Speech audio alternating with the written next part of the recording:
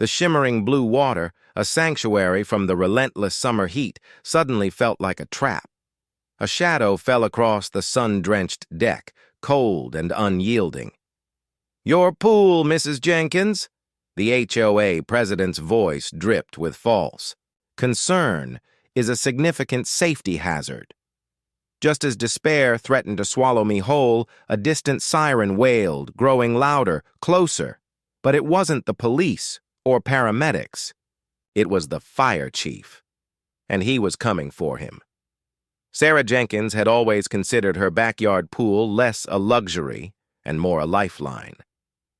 In the oppressive summer heat of Whisper Creek, a master-planned community where every lawn was manicured, to within an inch of its life and every car gleamed with a fresh wax, the cool, cerulean expanse was her family's refuge. For her 10-year-old son, Leo, whose asthma often flared in the dry, dusty air, it was therapy. The gentle resistance of the water strengthening his tiny lungs, the weightlessness a temporary reprieve from gravity's relentless pull. For Sarah, a single mother navigating the choppy waters of freelance graphic design and mounting bills, it was a quiet rebellion, a splash of joy in an otherwise meticulously regulated existence. The letter arrived on a Tuesday, tucked neatly into her mailbox between a coupon booklet and a charity appeal. It bore the crisp, official letterhead of the Whisper Creek Homeowners Association, its logo a tasteful, understated rendering of a flowing creek and a stylized oak tree. Sarah's stomach tightened. Nothing good ever came from the HOA. She tore it open with a premonition of dread.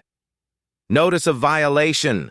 the bold type screamed. Her eyes scanned the bullet points, each one a fresh jab. Item 1. Pool fence height discrepancy.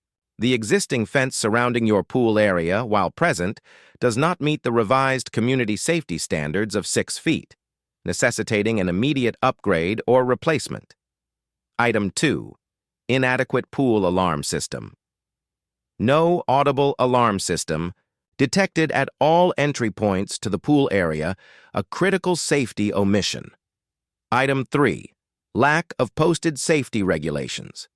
Absence of clearly visible laminated safety rules and emergency contact information as mandated by Section 4.7b of the HOA bylaws. Item 4. Unsanitary water conditions. Visual inspection suggests potential for algae growth and improper chemical balance, posing a health risk. Her brows furrowed deeper with each point. The fence was 6 feet. She'd measured it herself when she moved in 3 years ago. The pool alarm was a state-of-the-art system installed just last year, connected directly to her phone. She'd laminated a set of rules, brightly colored ones for Leo, and they were stuck right next to the gate. And the water? It was sparkling. She checked the chemicals religiously, twice a week, more if Leo had friends over. Her gaze landed on the signature block. Reginald Henderson, President, Whisper Creek HOA. A sneer involuntarily twisted her lips. Reginald Henderson. The man was a walking, talking embodiment of petty bureaucracy. A retired financial analyst with too much time on his hands and an insatiable lust for control. He'd taken the HOA presidency 2 years ago and transformed it into his personal fiefdom. His house, a beige monolith 2 streets over, was the most immaculately kept in the entire community, its lawn a verdant carpet, its hedges clipped with surgical precision. He drove a pristine, dark-colored sedan that he polished every Sunday morning, rain or shine, and he seemed to have a particular, almost personal vendetta against anything that hinted at spontaneity or, God forbid, fun. Her pool, with its laughter and splashes, its impromptu cannonball contests and late-night floats under the stars, must have been a glaring affront to his carefully constructed world of order. She called the HOA office, a sterile, quiet space in the community center. The very next morning, a perpetually harried-sounding woman named Carol answered. "Carol, it's Sarah Jenkins, 142 Meadowlark Lane." I just received a notice of violation regarding my pool, and I think there's been a mistake. Carol's sigh was almost audible through the phone. Ah, yes, Mrs. Jenkins. Mr. Henderson personally filed that one. He was quite thorough. Thorough? Carol, he's citing me for things that aren't true. My fence is regulation height. My alarm works. My water is crystal clear. I'm just relaying the information, Mrs. Jenkins. Mr. Henderson conducted the inspection himself. He said he had concerns about unsupervised activity. Carol's voice dropped, as if sharing a whispered secret and a potential nuisance. Nuisance? Sarah's voice rose. My son and his friends splashing? In a pool, Carol? It's summer. He mentioned excessive noise during unscheduled hours and unsightliness. Sarah blinked. Unsightliness?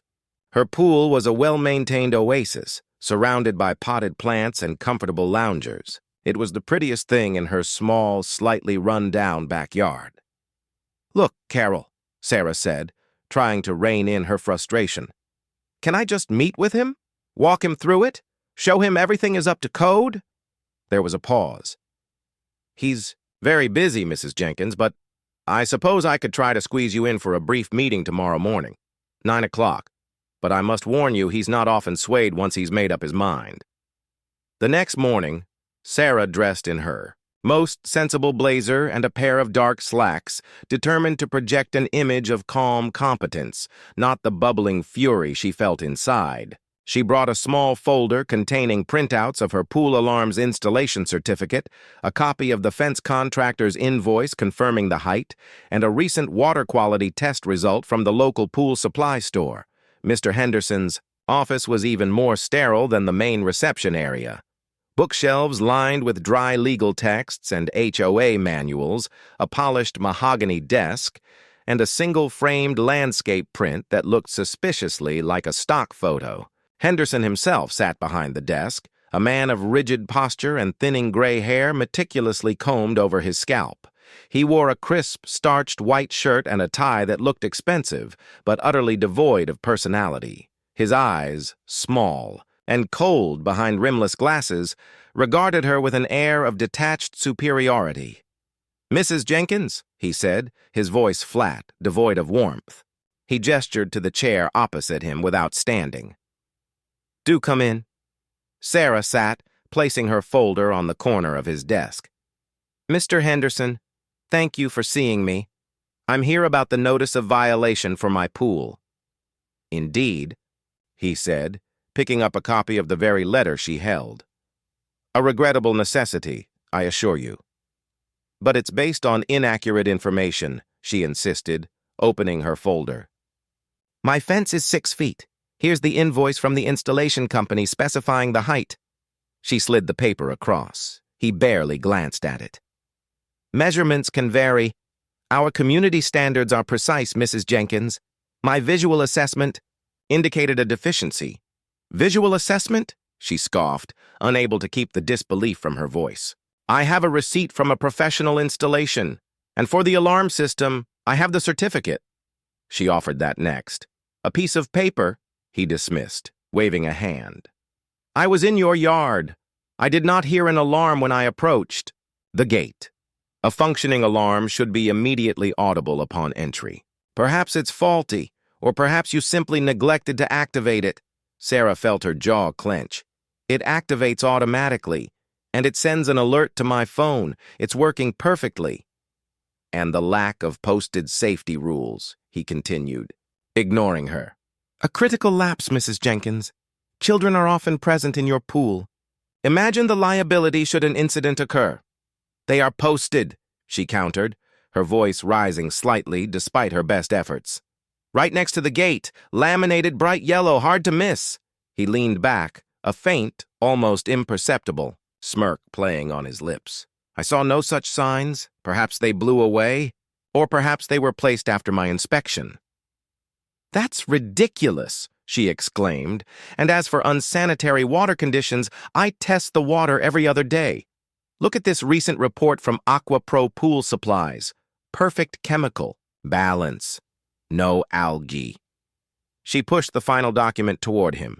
He finally picked it up, holding it delicately between two fingers as if it might contaminate him. He skimmed it, then set it down. Paperwork, Mrs. Jenkins, can be manipulated. My visual assessment indicated a greenish tint, and there was a suspicious smell. Perhaps you over-chlorinated to mask an underlying problem. Sarah stared at him, dumbfounded. He wasn't listening. He wasn't engaging with facts. He was simply dismissing everything she presented, twisting it to fit his narrative. It wasn't about safety. It was about something else entirely. Control, power, and a petty desire to cause her trouble. Mr. Henderson, she said, her voice strained, with all due respect, your visual assessment is entirely subjective and demonstrably false. I have documented proof for every single point you've raised. This is harassment. His eyes narrowed, and the faint smirk vanished, replaced by an expression of cold disdain. Harassment, Mrs. Jenkins? I am merely upholding the safety and aesthetic standards of our community, standards that you, apparently, are unwilling or unable to meet. And your tone, I must say, is highly inappropriate for a resident addressing a duly elected officer of the HOA. My tone is a reflection of your unfounded accusations. Nevertheless, he cut her off, his voice hardening. The violations stand. You have 30 days to rectify these issues or face escalating fines, beginning with a $250 penalty for each uncorrected item per week. And should the issues persist beyond 60 days, the HOA reserves the right to impose a temporary closure of your pool and pursue further. The arrival of the fire truck halted Reginald Henderson mid-sentence, his pronouncements of clear and present danger dying in his throat. Officer Miller, the stoic code enforcement agent, squinted against the afternoon sun, a flicker of surprise breaking his usual impassive demeanor. Sarah, still reeling from the shock of the cease and desist order, watched, mesmerized, as the fire chief stepped down from the enormous red engine.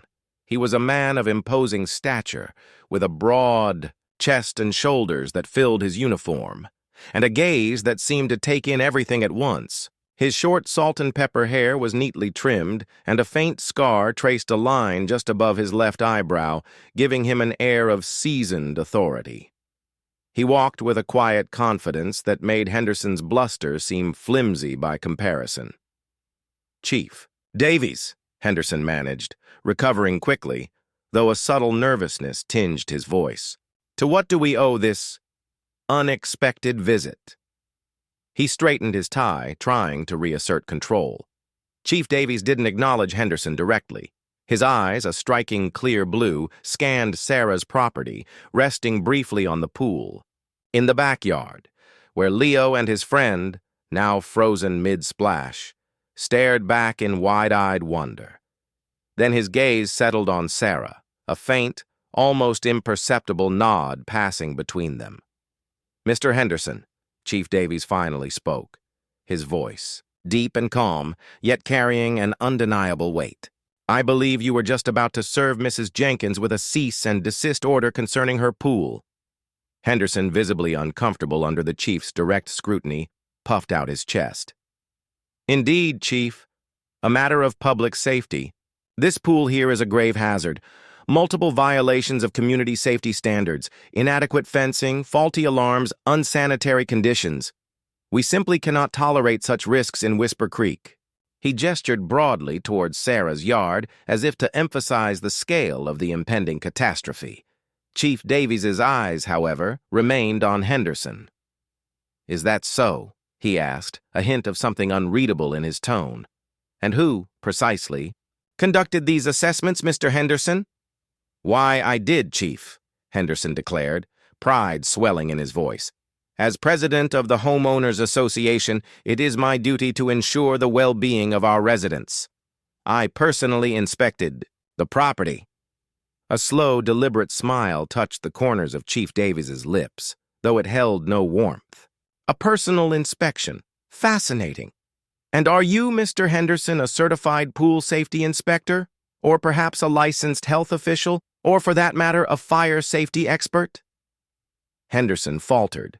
Well, no, Chief, but I am an elected official, and the HOA bylaws grant me the authority to enforce community standards.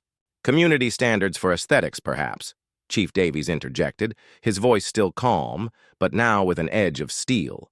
But when it comes to matters of fire and life safety, Mr. Henderson, that authority falls under the purview of my department, the Whisper Creek Fire Department. He turned slightly, allowing his gaze to sweep over Officer Miller, who shifted uncomfortably.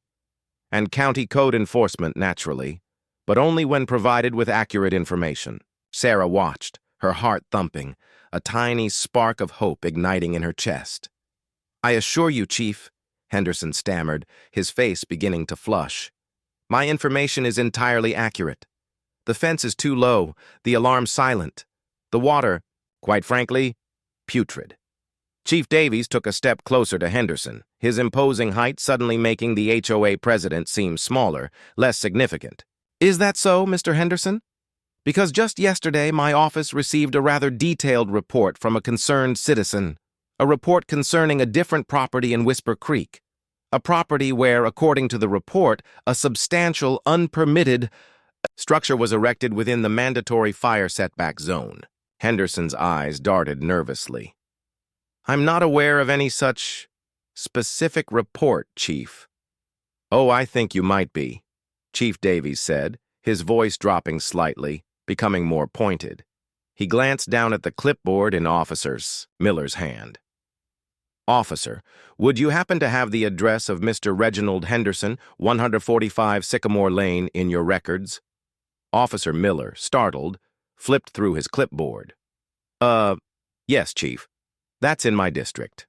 Why? Chief Davies's gaze was now fixed solely on Henderson, cold and unblinking. Because, Mr. Henderson, the report I received specifically named your property and described, in rather vivid detail, a rather large, newly constructed, non-compliant wooden gazebo, complete with a built-in outdoor kitchen, located dangerously close to your property line and a neighboring structure. A gazebo, I might add, that appears to be entirely unpermitted and a significant fire hazard. The color drained from Henderson's face. His mouth opened, then closed. He looked like a fish out of water, gasping for air. Furthermore, Chief Davies continued, pressing his advantage. The report also included detailed photographs, aerial views, and even a copy of your own property's original construction plans, clearly indicating the precise fire setback requirements that have been flagrantly ignored. He paused, letting the words hang in the air. The silence was thick, broken only by the distant chirping of cicadas. Now, Mr. Henderson, Chief Davies said, his voice laced with an almost casual menace, you came here today, accompanied by county code enforcement to shut down Mrs. Jenkins's pool, citing severe, persistent safety hazards based on your personal inspection. Yet it appears you've been living with a far greater and far more dangerous safety violation on your own property, one that could, I dare say, jeopardize not just your own home but your neighbors as well, should a fire break out. Officer Miller, looking increasingly uncomfortable, cleared his throat. Chief, with all due respect, what does Mr. Henderson's gazebo have to do with Mrs. Jenkins's pool? Everything, officer, Chief Davies replied, his eyes still on Henderson. It speaks to a pattern of selective enforcement, a pattern of using official authority for personal vendettas, rather than genuine public safety. Mr. Henderson, how is it that you're so quick to see imaginary hazards in your neighbor's yard, yet remain completely blind to a blatant, code-violating, fire-prone structure in your own? Henderson finally found his voice, a reedy, desperate sound.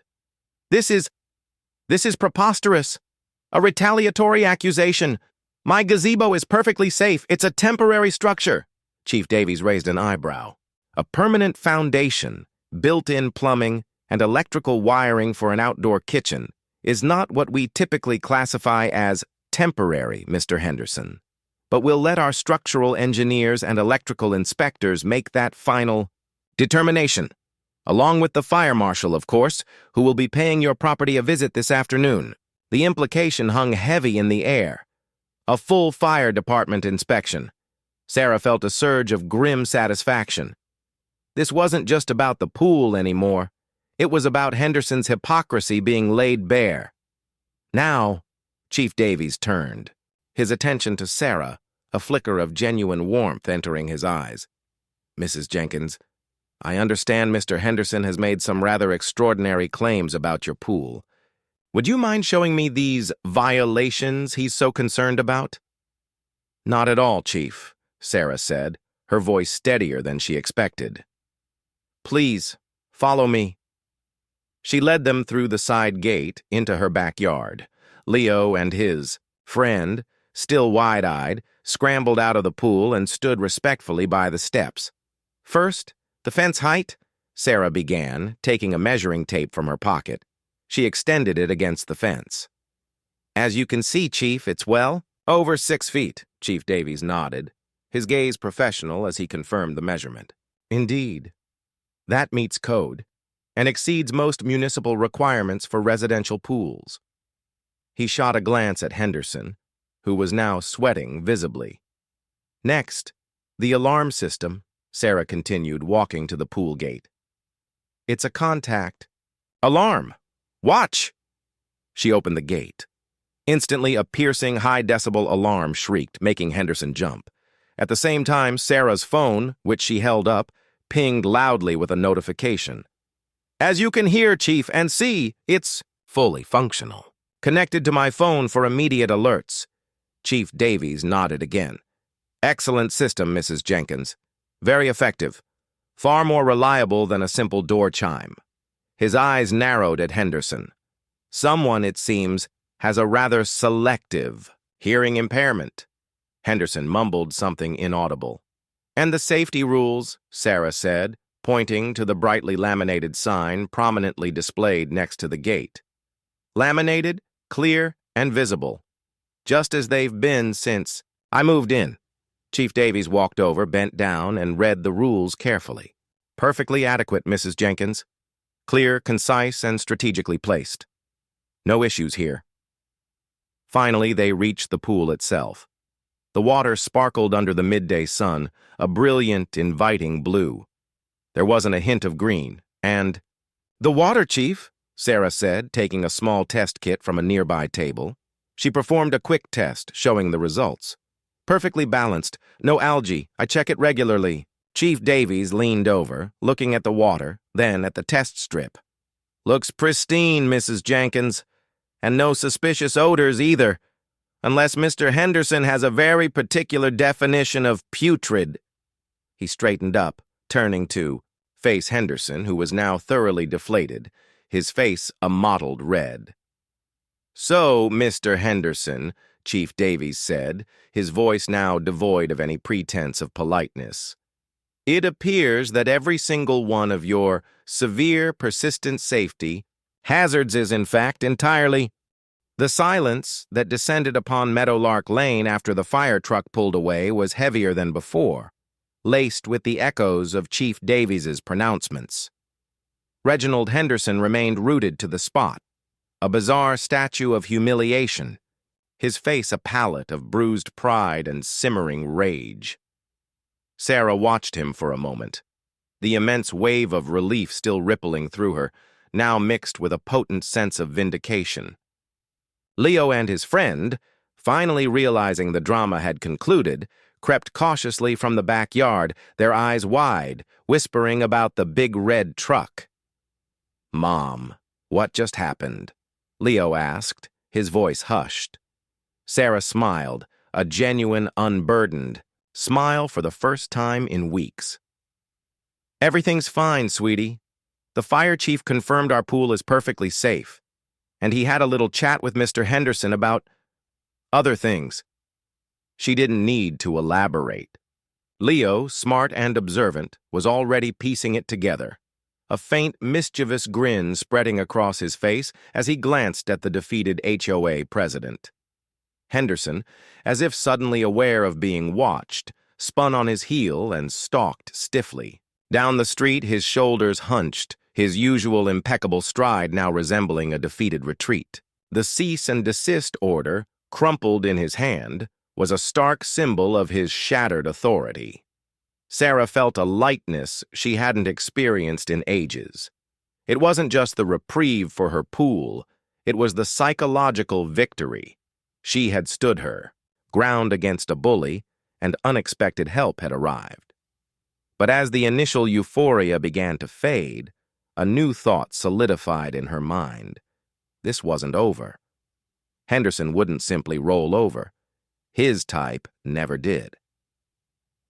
Within hours, the Whisper network of Whisper Creek was abuzz. Residents, usually confined to polite nods and superficial conversations, were now openly discussing the dramatic scene on Meadowlark Lane. Mrs. Gable called Sarah, her voice trembling with excitement. "Did you see it, dear? The fire truck! Right outside his house. Oh, it was glorious. I saw the chief give him a right dressing down.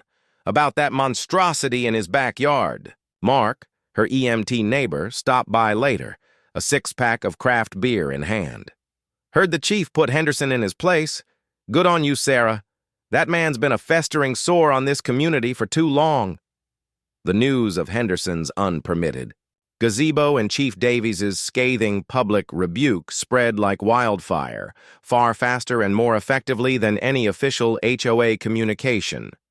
People who had long suffered silently under Henderson's petty tyranny suddenly found their voices. The community bulletin board, usually filled with lost cat posters and babysitting ads, saw an uptick in anonymous but pointed comments about selective enforcement and abuse of power. Meanwhile, at 145 Sycamore Lane, the afternoon was a whirlwind of official activity. Officer Miller, true to his word, returned with a more senior county code enforcement official. A vehicle from the city's building department followed. Then, as Chief Davies had promised, a smaller, unmarked car from the fire marshal's office arrived. Its occupants, two stern-faced individuals carrying clipboards and measuring devices. Reginald Henderson, despite his earlier bravado, found himself cornered. Each official inspection uncovered more irregularities. The gazebo, far from being a temporary structure, was indeed a major unpermitted construction, built without any adherence to setback rules, fire codes, or proper electrical and plumbing standards. The outdoor kitchen, a proud testament to his suburban aspirations, was declared a severe fire risk. Fines began to mount almost immediately, notices of immediate demolition orders, stop work orders, though no work was currently ongoing, and demands for comprehensive retrofitting and re-permitting piled up on his pristine mahogany table. The costs, Henderson quickly realized, would be astronomical, far exceeding the petty fines he'd tried to impose on Sarah.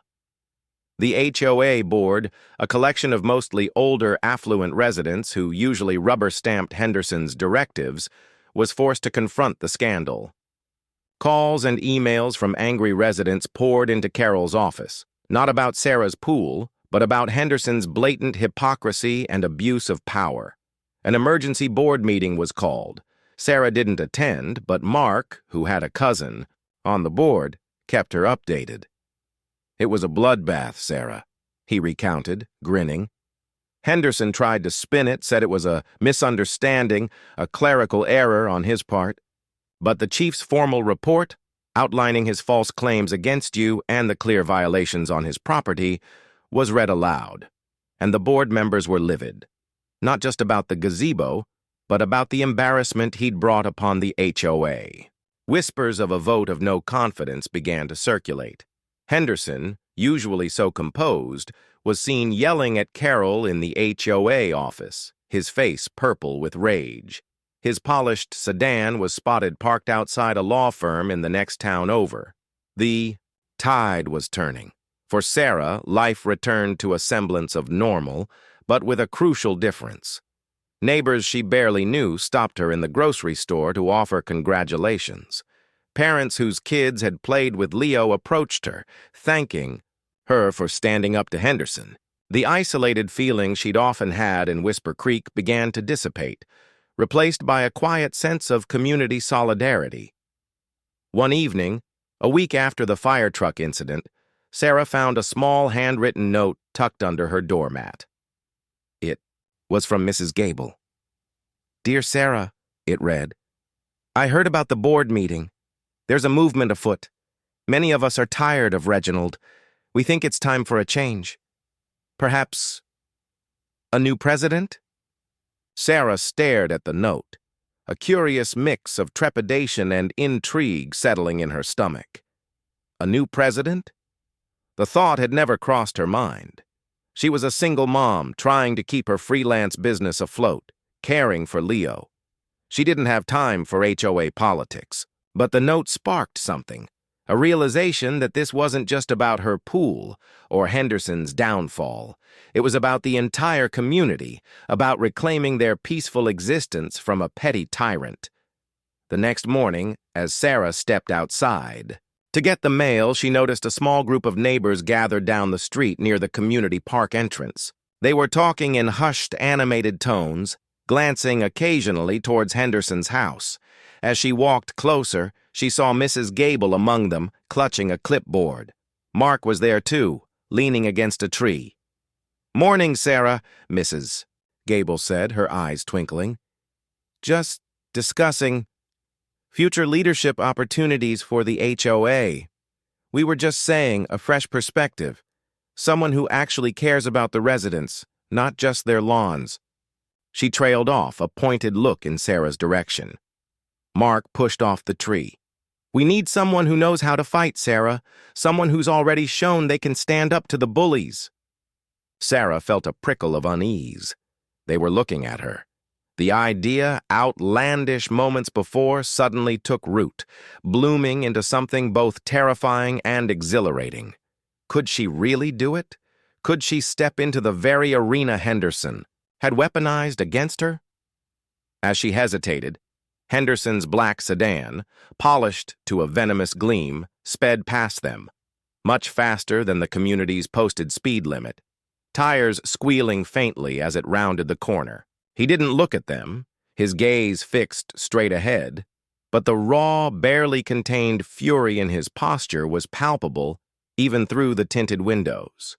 He was cornered, but not broken. Not yet. Sarah looked at Mrs. Gable, then at Mark. A decision, forming. The fight wasn't over. It had just moved to a new battleground. The image of Reginald Henderson's furious, fleeting gaze, a promise of retribution, solidified Sarah's resolve. The unease that had pricked her skin moments earlier hardened into determination. She wasn't just fighting for her pool anymore. She was fighting for the soul of Whisper Creek. And for Leo, who deserved to grow up in a community free from petty tyrants. "A new president, you say?" Sarah finally spoke, her voice quieter than she intended, but firm. She looked at Mrs. Gable's expectant face, then at Mark's encouraging grin. "You really think I could do it?" Mrs. Gable beamed. "My dear, after what you did to Reginald, you're practically a folk hero, and you proved you're not afraid to stand up for what's right. That's precisely what we need." Mark nodded. "The board's meeting again next week to discuss Henderson's future. They're leaning towards asking him to resign quietly. But we need a strong candidate ready to step up, otherwise they'll just shuffle another one of his cronies in." The discussion stretched into the morning, fueled by coffee brought by another sympathetic neighbor. Sarah listened, absorbing their frustrations, their hopes. She realized that Henderson's reign had created a deep well of resentment, and her defiance had finally given it an outlet. By the time she walked back into her house, the initial terror of the idea had transformed into a reluctant acceptance. She would run. Her declaration, emailed to Carol at the HOA office, alongside a brief professionally worded statement of intent, sent a fresh tremor through Whisper Creek. Henderson, predictably, exploded. Carol, her voice barely above a whisper, called Sarah to warn her. He's not taking this well, Mrs. Jenkins. He called you delusional and an opportunistic schemer. He said he'd make your life a living hell, and he tried. The first volley was subtle, almost deniable. Sarah's internet, usually reliable, started to experience inexplicable outages, always at the worst possible times, during client video calls or when Leo was trying to submit homework. Her mail delivery became erratic, sometimes arriving late, sometimes with missing pieces. She dismissed it as coincidence at first, but then Mrs. Gable reported similar internet issues, and Mark mentioned his recycling bin had been inexplicably knocked over, scattering its contents 3 nights in a row. Small, annoying inconveniences designed to chip away at their patience. Then came the official retaliation. A new, stricter interpretation of the community's landscaping rules suddenly appeared on the HOA website, specifically targeting overgrown ornamental shrubs that obstruct visual lines. Sarah's meticulously maintained jasmine bush, which had been there for years, suddenly received a violation notice. The fine was negligible, but the message was clear.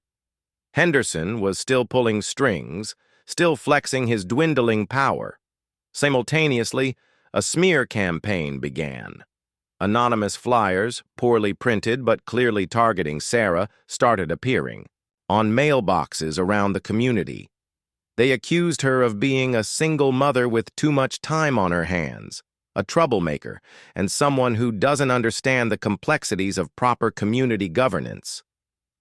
They hinted darkly at past financial improprieties, a baseless attack on her freelance work. Sarah was furious, but she refused to engage directly. Mark, however, had an idea. He printed out several of the flyers and plastered them onto the community bulletin board, right next to a printout of Chief Davies's formal report on Henderson's gazebo. The contrast was stark, and the community, already aware of Henderson's vindictiveness, saw through the cheap tactics. The biggest blow came a week before the annual HOA elections. Leo's asthma, usually well controlled with his inhaler and pool therapy, flared up badly. The dry, hot air and a sudden spike in local pollen exacerbated it, leaving him wheezing, scared, and confined indoors. Sarah worried constantly, his shallow breaths a constant, terrifying reminder of his vulnerability. She spent nights sitting by his bed, listening to his labored breathing, her graphic design deadlines piling up, untouched. This was exactly the kind of vulnerability Henderson had tried to exploit with the pool closure. It was as if he knew her greatest fear. Then, a certified letter arrived from a prestigious law firm in the city, a firm known for its aggressive tactics and high fees. It was a formal complaint from the HOA, citing Sarah for ongoing nuisance behavior and non-compliance with community bylaws, demanding she cease her campaign of disruption and, most chillingly, requesting an injunction to permanently prohibit her from serving on the HOA board or even attending its meetings, citing her history of contentious and disruptive behavior. The complaint was signed by Reginald Henderson in his capacity as HOA president and included a veiled threat of further legal action, explicitly mentioning the cost of litigation. It was a direct attack designed to intimidate her, drain her resources, and disqualify her before the election. The cost of fighting such a firm would be crippling. Sarah stared at the official document, her heart sinking. She had barely enough to keep afloat, let alone take on a big city law firm. But as she looked at Leo, pale and struggling to breathe on the sofa, a cold anger solidified within her. This wasn't just about her anymore. This was about Henderson using the very structure meant to protect the community to silence anyone who challenged his reign, even if it meant risking a child's well-being. He was weaponizing the HOA, twisting its purpose into an instrument of personal vengeance. She picked up her phone. She didn't know who to call first, her neighbors for support, or a lawyer she couldn't afford. As she scrolled through her contacts, her finger hovered over a number she hadn't needed until now. Chief Davies. She had no idea if he'd help, if he even could, but a desperate thought sparked in her mind. What if Henderson's actions, particularly, involving the deliberate falsehoods about public safety, and now this aggressive legal maneuver, crossed another line, a line that might invite a different kind of authority? Before she could dial, a loud, sustained banging started on her door. Not polite knocking, but an insistent, almost violent pounding. Sarah's blood ran cold. She peered through the peephole. It was Henderson, his face contorted with a triumphant, malevolent grin.